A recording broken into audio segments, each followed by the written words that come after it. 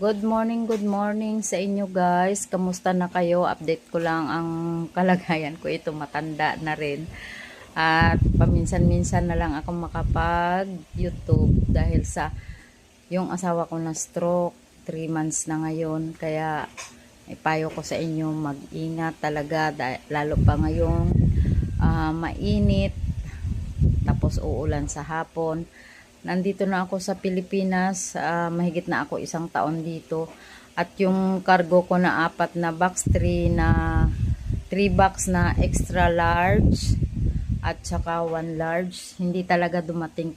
Tag cargo guys ang pinagpadalhan ko. Talagang wala na talagang pag-asa yun dahil mahigit na 1 taon.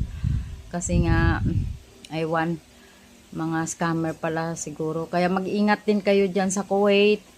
Kasi yung mga papadalhan ninyo, well recommended ko talaga yung Conore. Ewan ko kung bakit ba naman ako nakapadala doon sa Tag Cargo. Dahil siguro kapitbahay ko yung agent doon na si Jean at hindi na rin nagpaparamdam. Anyway guys, iba-iba yung masasabi ko.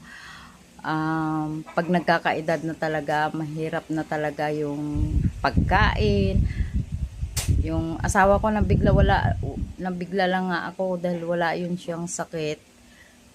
Tapos na stroke siya doon sa trabaho niya. Siguro sa init din at pagod. Nagtatrabaho pa kasi siya sa edad niya na 72 years old. Ngayon mag 73 na rin siya.